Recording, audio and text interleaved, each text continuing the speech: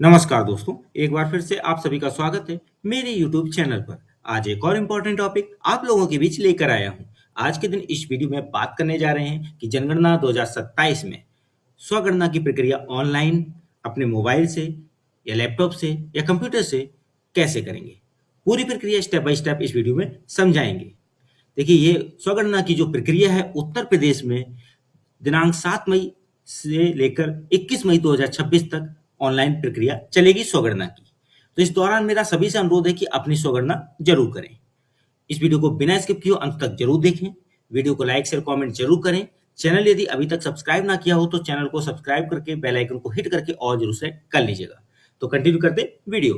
Google को open करेंगे और se.census.gov.in लिखकर सर्च कर सकते हैं यहाँ पर, या फिर इसी एड्रेस को आप ऊपर सर्च बार में भी लिख सकते हैं। और इस लिंक को यानी स्वगणना के इस पोर्टल के लिंक को मैं अपने इस वीडियो के डिस्क्रिप्शन में भी दे दूंगा, वहां से भी आप क्लिक करके पोर्टल को डायरेक्ट ओपन कर पाएंगे। तो मैं यहाँ गूगल में लिखकर सर्च करता हूँ। अब आपके सामने se.census.gov.in करके ये पोर्टल आया है। इसकी पहचान यहाँ सेल्फ एनुमरेशन HLO करके भी लिखा रहेगा, इसको भी ध्यान से देख सकते हैं। तो मैं इसे क्लिक करता हूँ। अब आपके सामने सेल्फ एनुमरेशन का ये पोर्टल ओपन हो गया, स्वगणना का पोर्टल ओपन हो गया है। अब यहाँ पर आपको अपना स्टेट सिलेक्ट करना है और कैप्चा डालकर नीचे वेरीफाई एंड प्रोसीड पर क्लिक करना है।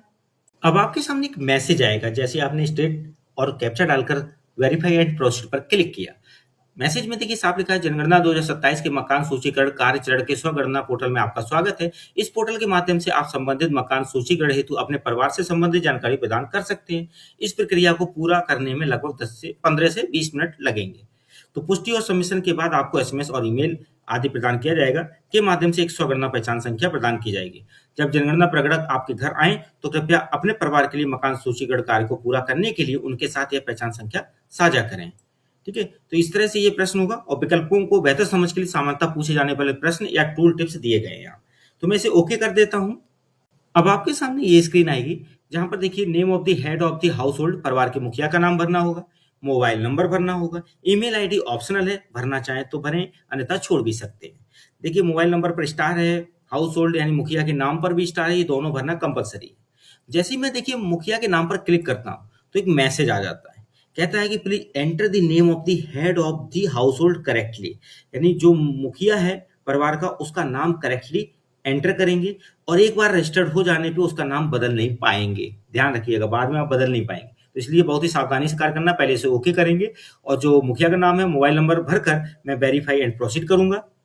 अब आपको जो एक ओटीपी प्राप्त हुआ है उस ओटीपी को आपको यहाँ फिल करना होगा, लेकिन इससे ऊपर आपको लैंग्वेज सेलेक्ट करनी है और ये भाषा का चयन बहुत ही महत्वपूर्ण है, इसलिए इसको बहुत ही सावधानी से चयन करें, क्योंकि इसको चयन करने के बाद आप भाषा को बदल नहीं पाएंगे। इसी भाषा में आपको आगे कार्य करना होगा, इसलिए भाषा का चयन सावधानी पूर्वक करते हुए ओटीपी भरते हुए वेरीफाई ओटीपी पर क्लिक करें। अब यहाँ पर देखिए एक मैसेज आएगा कि पुष्टि के लिए अपनी स्वगणना आईडी संबंधित प्रगणक को सौंपने हेतु मानचित्र पर अपने घर के स्थान को चिन्हित करें। लाल रंग वाले स्थान मार्कर को अनिवार्य रूप से अपने घर पर या अपने घर के पास ले जाएं। यदि स्थान यानी लोकेशन मार्कर से पहले ही आपके घर पर है तो भी इसे थोड़ा हिलाएं और फिर से अपने घर पर या अपने घर के पास लाएं। मोबाइल पर स्वगणना के लिए लाल रंग वाले स्थान यानी लोकेशन मार्कर को अपने घर पर या अपने घर के पास ले जाने के लिए 2 उंगलियों का प्रयोग करेंगे, यदि मोबाइल पर करना है तो। यदि आपका मानचित्र पर घर का सटीक पता नहीं मिलता है तो कोई बात नहीं है, ये भी लिखा हुआ है, तो इसे ओके कर देते हैं पहले। अब यहाँ पर देखिए जिला आपको भरना है, उसके बाद पिन कोड भरना है। आपका स्टेट तो सिलेक्ट है ही। अब सिलेक्ट के बाद जब आप जिला भरेंगे, पिन कोड भरेंगे और अपना लैंडमार्क यानी ग्राम, नगर, स्थान, हेमलेट, ठीक है, या लैंडमार्क जो भी भरकर खोजे पर क्लिक करेंगे तो मैप उसी लोकेशन की तरफ इंडिकेट करता हुआ बढ़ेगा। और वहां पर पहुंचने के बाद आपको देखिए यहाँ पर एक रेड कलर का पॉइंट दिख रहा है, इस पॉइंट को ही आपको अपने लोकेशन पर, अपने घर की लोकेशन पर इंडिकेट कराना है। ये मैप पॉइंट नहीं हटेगा, लेकिन आपको जूम करना है इस एरिया को, और वो जो जूम करते हुए शिफ्ट करेंगे मैप शिफ्ट हो जाएगा। पॉइंट शिफ्ट नहीं होगा तो पॉइंट पर ही लाके उसको फिक्स करना अपने घर को, ठीक है। उसके बाद ही नीचे की प्रक्रिया होगी। तो पहले मैं ये सारा कुछ सेटअप कर लेता हूं, उसके बाद नीचे स्थान की पुष्टि करूंगा। जब आप अपनी लोकेशन को सेट कर लेंगे, यदि कोई समस्या भी होती है तो भी बोला गया कोई बात नहीं। तो सेट हो जाने पर आपको यहाँ 2 ऑप्शन दिख रहे हैं, यदि गलत सेट हो तो रद्द करें, सही सेट और इस स्थान की पुष्टि करें, और यदि कोई प्रॉब्लम है तो पुनः स्थापित करना हो सकता है, और सब कुछ सही करना है और सब कुछ सही हुआ है तो आप सहेजें और आगे बढ़े पर क्लिक करेंगे। तो मैं स्थान की पुष्टि करता हूँ, उसके बाद सब कुछ सही होने पर सहेजें और आगे बढ़े पर क्लिक कर रहा हूँ।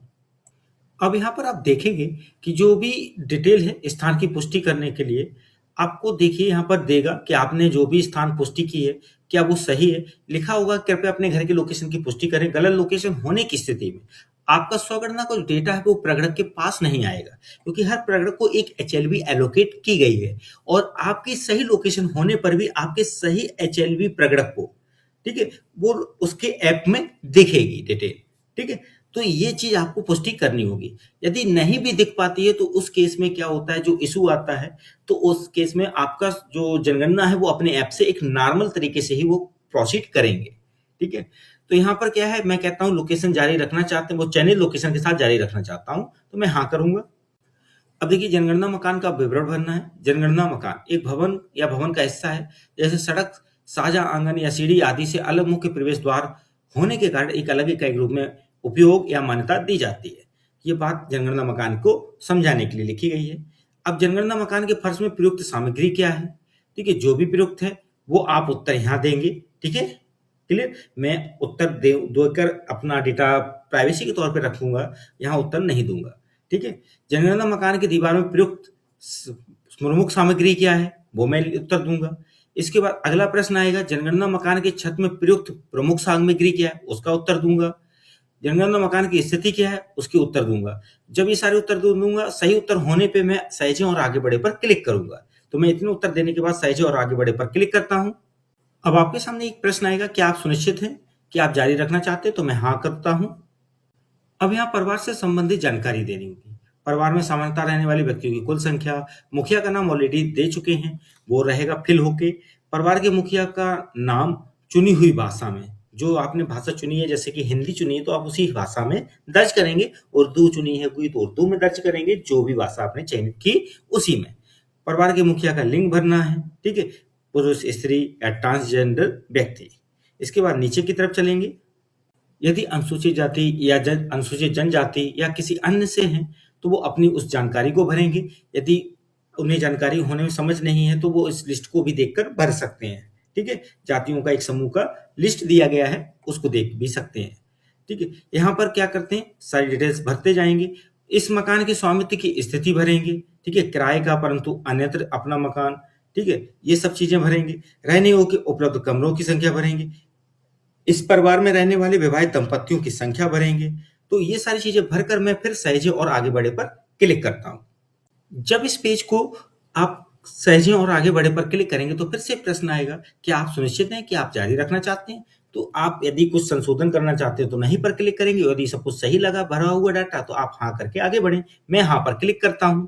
अब यहाँ पर देखिए पेयजल का मुख्य स्रोत, उससे जुड़ा हुआ प्रश्न होगा। नल का पानी उपचारित स्रोत से, नल का पानी अनउपचारित स्रोत से, कुआं, हैंडपंप, ट्यूबवेल, झरना, नदी, टैंक, तालाब, झील, सीलबंद, पैकेट या बोतल का पानी। अन्य स्रोत, पेयजल स्रोत, पेयजल मतलब पीने वाला पानी, उसके लिए बात कर रहे हैं। पेयजल स्रोत की उपलब्धता, परिसर के अंदर, परिसर के निकट या दूर। ठीक है, प्रकाश का मुख्य स्रोत देंगे, बिजली, मिट्टी का तेल, जो भी उपलब्धता है उसके अनुसार। शौचालय की सुलभता बताएंगे। ठीक है, परिसर के अंदर। और शौचालय का प्रकार बताएंगे, पाइप सीवर पद्धति, सेप्टिक टैंक, अन्य पद्धति, दो गड्ढा शौचालय, एकल गड्ढा शौचालय या सर्विस शौचालय। गंदे पानी की निकासी किससे जुड़ी है, ढली नाली से, ढकी नाली से या खुली नाली से। फिर परिसर के अंदर स्नान सुविधा की उपलब्धता। ठीक है, स्नान घर है या नहीं है, छत के बिना है। रसोई घर या एलपीजी या पीएनजी गैस की कनेक्शन की उपलब्धता। रसोई घर में खाना पकाते हैं, घर के भीतर खाना पकाते हैं परंतु रसोई घर में नहीं। खुले में घर के बाहर खाना पकाते हैं। खाना पकाने के लिए प्रयुक्त मुख्य ईंधन क्या है आपके पास, जलाऊ लकड़ी। ठीक है, एलपीजी, पीएनजी, बिजली, मिट्टी का तेल, जो भी है उचित उसको। और यहाँ बता दूं कि सही उत्तर ही भरिएगा, कोई भी गलत उत्तर मत दीजिएगा। इसके देखिए, इसके लिए कई धाराएं भी बनाई गई हैं, उसके लिए आपको सही उत्तर देने का प्रावधान दिया गया है। ठीक है, तो ये चीज आप देश की कल्याणकारी योजनाओं को बनाने में योगदान देंगे सही उत्तर देकर। ठीक है, गलत आंकड़े बिल्कुल ना दें, ये एक अनुचित प्रक्रिया है और एक गलत है। तो खाना पकाने के मुख्य ईंधन का, जब प्रयुक्त ईंधन का सिलेक्शन सारे उत्तरों का कर लेंगे धीरे धीरे करके, फिर आप सहेजें और आगे बढ़े पर क्लिक करें। अब आपने जो प्रश्न के उत्तर दिए और सहेजे पर जब क्लिक किया और आगे बढ़ने के लिए, तो फिर से कहेगा कि आप सुनिश्चित हैं आगे जारी रखना। तो यदि संशोधन करना तो नहीं, और यदि सब कुछ सही है तो आगे करते हैं हाँ पर क्लिक। अब आपके सामने रेडियो और ट्रांजिस्टर से जुड़ी जानकारी उपलब्धता की देनी है। जैसे हाँ, परंपरागत रेडियो सेट है या मोबाइल स्मार्टफ़ोन से या अन्य किसी उपकरण से, यदि नहीं तो नहीं। टेलीविज़न की जानकारी, दूरदर्शन मुफ्त डिश या अन्य डीटीएच केबल कनेक्शन या अन्य कोई, नहीं तो नहीं। इंटरनेट सुविधा देनी है जानकारी कि लैपटॉप या कंप्यूटर में, मोबाइल या स्मार्टफ़ोन में, किसी अन्य उपकरण में, तो जानकारी देनी। लैपटॉप या कंप्यूटर है या नहीं, उसका उत्तर देना है। टेलीफ़ोन और मोबाइल फ़ोन या स्मार्टफ़ोन से जुड़ी जानकारी देनी है, ठीक है? उसके बाद साइकिल और स्कूटर, मोटरसाइकिल, मोपेड की जानकारी देनी है, ठीक है? उसके बाद कार, जीप, वैन की जानकारी देनी है, ठीक है? परिवार द्वारा उपभोग किया जाने वाला मुख्य अनाज की जानकारी देनी है। इसके बाद नीचे देखिए आपके मोबाइल नंबर से जुड़ी हुई जानकारी माँगी जाएगी, दिखाते हैं अभी। अब देखिए जब आप मुख्य अनाज की जानकारी दे देंगे जो परिवार द्वारा उपभोग किया जा रहा है, उसके बाद मोबाइल नंबर केवल जनगणना प्रयोजनार्थ होगा। तो वो मोबाइल नंबर आप दीजिए जिससे कि जो भी जनगणना से जुड़ी हुई जानकारियाँ हैं वो आपको लाभ मिल सके, ठीक है? और जो भी मैसेज हैं वो समय से आपको प्राप्त हो सकें। सारी जानकारी भरने के बाद फिर से सहेजें और आगे बढ़े पर क्लिक करना होगा। तो मैं सारी जानकारियाँ आपको भरने के बाद सहेजें और आगे बढ़े पर क्लिक करता हूँ। अब इस बार भी मैंने जो जानकारी भरी है, यदि वो सब कुछ सही है तो मैं हाँ पर क्लिक करके आगे बढ़ूँगा, यदि कोई संशोधन होगा तो ही नहीं पर क्लिक करके वापस संशोधन करूँगा उत्तरों का। तो मेरे हिसाब से मैंने सारी जानकारियाँ सही भरी हैं। तो देखिए सारे विवरण जो भरे हुए हैं वो अब आपको पूर्वावलोकन के लिए मिलेंगे। तो परिवार पंजीकरण विवरण से जुड़ी हुई जो भी प्रश्न है नीचे, स्थान विवरण है या आपके जितने भी प्रश्न अभी मैंने वीडियो में दिखाए, वो सारे वो आपको यहाँ दिखेंगे। तो मैं सबसे नीचे चलता हूँ लास्ट में। सबसे लास्ट में आएँगे तो देखिए संशोधन के लिए वापस जाएँ पर क्लिक करेंगे। ड्राफ्ट के रूप में अभी इसे सेव कर देंगे, बाद में डिसीजन लेना है जो भी आपको उसमें संशोधन पुष्टि करें, सबमिट करें होगा, ठीक है? और यदि सब कुछ सही विवरण है तो आप पुष्टि करें और सबमिट करें पर क्लिक करेंगे। तो मैं यहाँ पुष्टि करें और सबमिट पर करें पर क्लिक करता हूँ क्योंकि मेरे द्वारा सभी विवरण जाँचे गए हैं और सभी सही है। तो मैं करता हूँ क्लिक पुष्टि करें और सबमिट करें पर। अब आपके सामने देखिए एक मैसेज आ रहा है कि अंतिम रूप से सबमिट करने के बाद सबमिट किए गए डेटा में कोई बदलाव संभव नहीं होगा। क्या आप आगे बढ़ना चाहते हैं? तो मैं यहाँ यही सजेस्ट करूँगा कि आप पूरी जानकारी एक बार दोबारा से चेक कर लें। कोई भी विवरण गलत नहीं होना चाहिए, कोई भी विवरण गलत तरीके से प्रस्तुत नहीं करना चाहिए। आप सभी जानकारियाँ बिल्कुल सटीक और सही दें। उसके बाद जब सब विवरण सही हो जाँचने के बाद तब आप पुष्टि करें और सबमिट करें पर क्लिक कर देंगे और मैसेज ये आएगा। तो मुझे लगता है मेरे हिसाब से मेरी जानकारी मैंने सब कुछ सही भरी है जाँचने के बाद, तो मैं यहाँ क्या करता हूँ, अपनी पुष्टि करता हूँ कि मेरे द्वारा समस्त जानकारियाँ सही भरी गई हैं। तो मैं यहाँ हाँ पर क्लिक करता हूँ, लेकिन इसके बाद संशोधन नहीं होगा, ये ध्यान रखना है। तो मैं सभी विवरण जाँचने के बाद संतुष्ट हूँ, सही हैं, अब मैं हाँ पर क्लिक कर देता हूँ। अब मुझे सफलतापूर्वक सबमिट किया गया मैसेज प्राप्त होगा और एक मुझे एसआईडी प्राप्त होगी, यानी स्वगणना की एक आईडी, पहचान संख्या, जो मुझे अपने क्षेत्र में आने वाली जनगणना 2027 के प्रथम मकान सूचीकरण के दौरान प्रगणक को प्रस्तुत करनी होगी, जिससे कि उसका कार्य आसान हो जाए, भरा हुआ डाटा उसको दिख जाए और मेरे भरे हुए डाटा के विवरण उस तक ऐप में पहुंच जाए। तो यहाँ यही कहा जा रहा है कि आपसे अनुरोध है कि अपना मकान सूचीकरण पूरा करने के लिए इस स्वगणना को प्रगणक के साथ साझा करें। यदि नहीं तो प्रगणक द्वारा एक नई गणना की आवश्यकता हो सकती है ऐसे केस में। ठीक है? तो यह स्वगणना पहचान संख्या आपके मोबाइल और ईमेल यदि प्रदान किया गया है पर भी भेज दी गई है। ठीक है? तो मोबाइल पर भी रहेगी, मेल पर भी रहेगी, तो ये चीज़ें आपकी रहेंगी। जब शुरुआत में आप मेल आईडी डालेंगे तभी मेल पर आएगी, ये भी ध्यान रखें।